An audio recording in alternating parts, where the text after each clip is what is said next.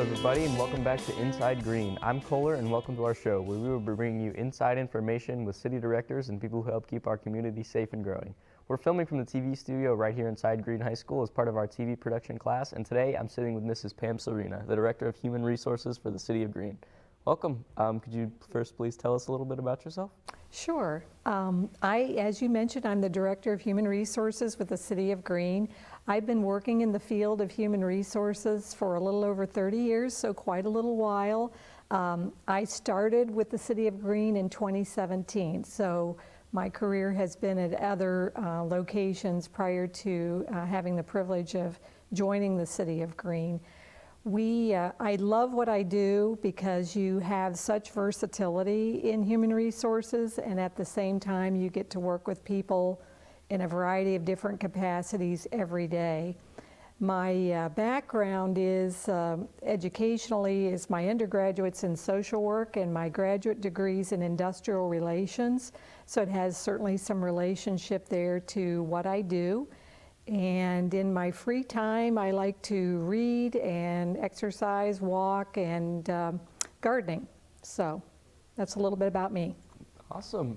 Could you provide us a little bit of an overview about your role and some of your responsibilities at the Human Resources Department, including its function in scheduling civil service exams? Sure.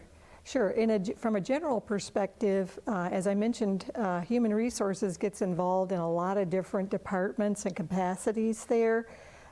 We are plan the benefits plans for all of our employees, the compensation we're responsible for, staffing, promotions, policy development, safety. There's just a lot of different areas, and the other aspect that Human Resources engages in is acting as an advisor to our management staff as well. So we do have classified positions with the City of Green, and when we do have openings in those jobs, we conduct what's called a civil service exam for any openings that we do have. How do you guys ensure fairness and transparency in the civil service exam process to attract qualified candidates and maintain a diverse workforce? Sure. We want to make sure that people know well in advance that we're going to be having these exams, so we try to get the word out well in advance of the time when the test is going to be conducted. The other thing that we do is we usually use an outside resource, but we provide that consultant with information about the job. We give them the job description. We talk to them about how much of the job is, what the knowledge, skills, and abilities are that are required to perform that job successfully. In addition to that, our Civil Service Commission, which consists of 3 commissioners, they review each applicant who applies for the job to be sure that there's a match with the job description and the qualifications that are there.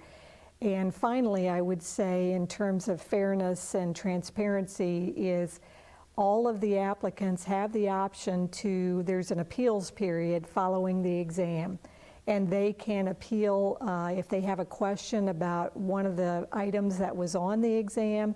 They can bring that to the attention of the commissioners, I should say, or they can also appeal just to make sure that their test was graded properly.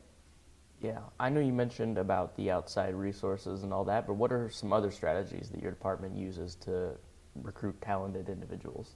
Yes, well, for example, here in March, we attended 2 job fairs at 2 different high schools, and we also had a hiring party, we call it, at the community building just last week.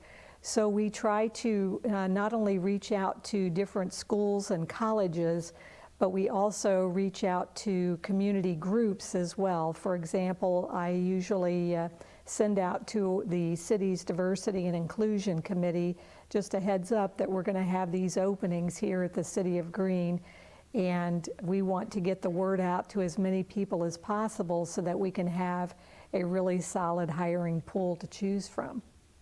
Yeah, can you give us some background on the importance of ongoing training and development opportunities for the city employees and how the Human Resource Department supports this aspect of employee growth? Yeah, that's a good question.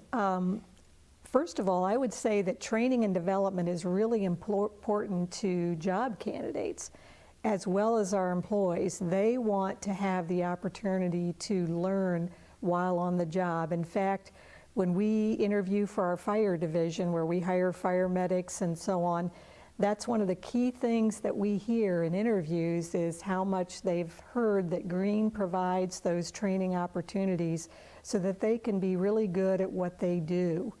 And we also have a tuition reimbursement program to encourage people of all disciplines to take advantage of college programs. We reimburse 80% if they have a certain grade point average upon completion.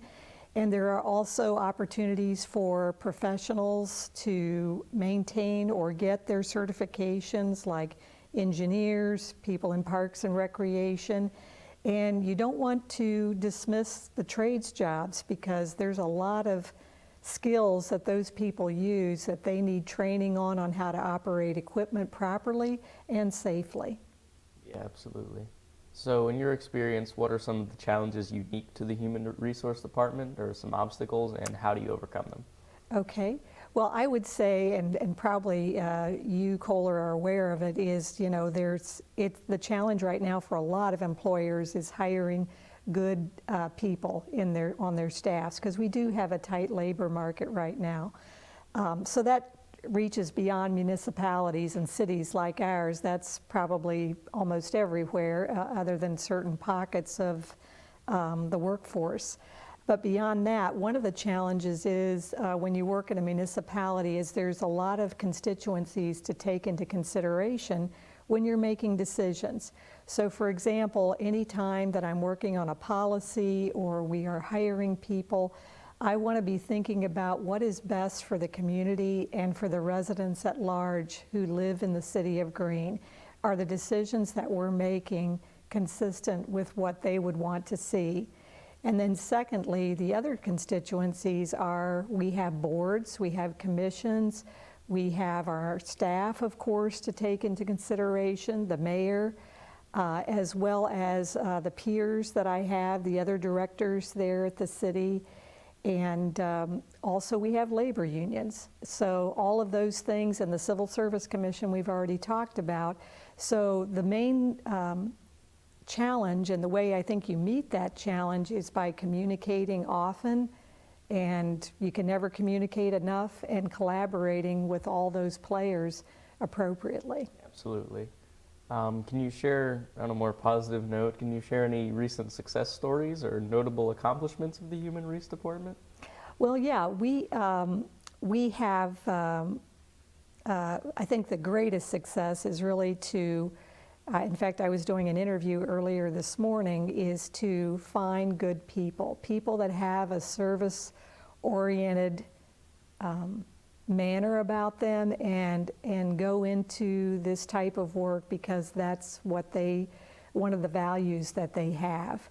As far as accomplishments, one of the things that we're really proud of is our health and wellness program for our employees. We have a software platform that they can obtain all kinds of information in. They can challenge one another. It's very interactive. And we incentivize them to set goals for themselves. We have monthly webinars about everything from yoga to stress to finances.